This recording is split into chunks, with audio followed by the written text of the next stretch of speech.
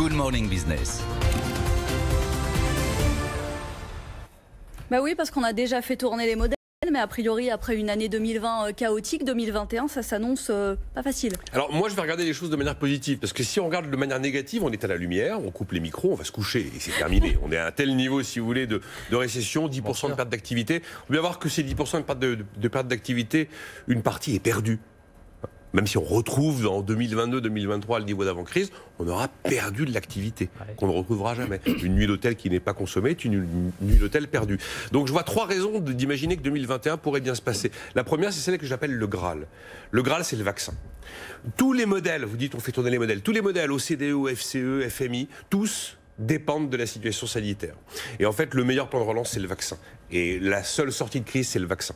Et donc ce vaccin qui a commencé à être injecté dans des quantités de pays, c'est la seule raison d'y croire pour 2021. S'il n'y a pas de vaccin, on sait qu'à ce moment-là, on n'aura pas le phénomène de reprise. Parce que le vaccin, ça veut dire reprise de l'activité. Et quand on reprend l'activité, regardez, le troisième trimestre en France a prouvé que l'activité repartait. C'est à ce moment-là qu'on aura un phénomène de consommation.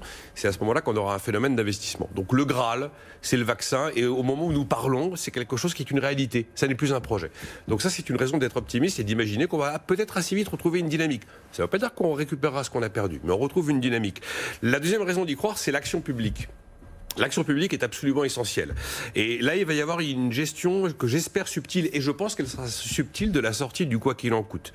Si vous décidez de débrancher tout de suite tout ce qu'on a mis en place de manière un petit peu sauvage, on va dire à la fin du mois de mars, au moment où les prêts commencent à être remboursés, si on décide de tout arrêter d'un coup, on aura payé pour rien. On aura tous les effets de faillite et de chômage. De toute façon, on en aura, mais alors là, on les aura massivement. Et on aura dépensé des dizaines de milliards d'euros pour absolument rien. Donc il va falloir qu'on réussisse à gérer subtilement la fin de ce quoi qu'il en coûte et faire ce tri très compliqué entre les entreprises qui ont un avenir, pour lesquelles peut-être il faudra que la garantie de l'État soit activée sur le prêt qu'elles ont contracté, et ces entreprises qu'on dit zombies, qui même avant la Covid, de toute façon, étaient quasi condamnées, qu'on a gardées en vie de manière un peu artificielle, ce qui explique le niveau de défaillance très très faible qu'on a cette année. Hein. On a 30% de défaillance en moins dans une année où on devrait en avoir 50% en plus. Voilà.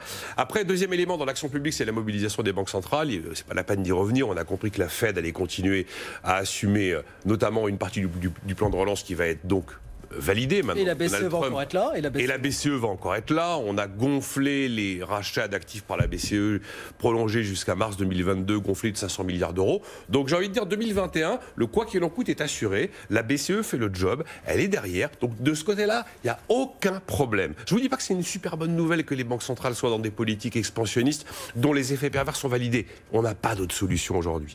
Le troisième élément, c'est la forte réactivité de l'Europe. Ouais, le plan de relance européen, si Jean-Marc Danelli était là, il dirait « Ah, mais on met de la dette commune sur de la dette nationale, vous vous rendez compte, il y a un moment, il faut que ça cesse. » C'est pas faux. Sauf que l'Europe a montré qu'elle était capable de réagir. Et notamment sur un terrain sur lequel on ne l'attendait pas, car il n'était pas dévolu dans ses missions qu'elle se lance dans un plan de relance avec de la dette commune. Hein. C'était pas un truc dont on aurait parlé il y a 10 ans. Et puis, dernier élément dans l'action publique, c'est que le passé a servi de leçon. On s'est rendu compte qu'une économie malade, si on prend des décisions trop rapides pour réduire les déficits, en fait, on les creuse, les déficits. Et on creuse la dette et on ne retrouve pas l'activité. C'est l'héritage de la dernière crise. Voilà. Donc l'action publique, le Graal, et le troisième élément qui me permet d'être optimiste pour 2021, vous en parliez à l'instant, c'est quand même la fin de l'ère Trump. Ouais. Joe Biden ne va pas être l'ami de l'Europe, ça ne va pas être le monde des bisounours pour les Européens, mais ça veut dire qu'on peut avoir une Amérique un petit peu plus multilatérale qu'elle ne l'est aujourd'hui. Je rappelle quand même que Trump a complètement paralysé l'OMC. On peut avoir une Amérique qui revient dans l'accord de Paris. Ça ne fera pas que la planète est sauvée, mais ce sera quand même un signal politique important. Et ça fait qu'un plan de 900 milliards d'euros quand même pour relancer l'économie aux États-Unis, c'est forcément quelque chose dont on va nous aussi bénéficier. Donc pour ces trois raisons, qui ne permettent pas de mettre des chiffres, ça me permet d'imaginer que 2021 sera mieux que 2020.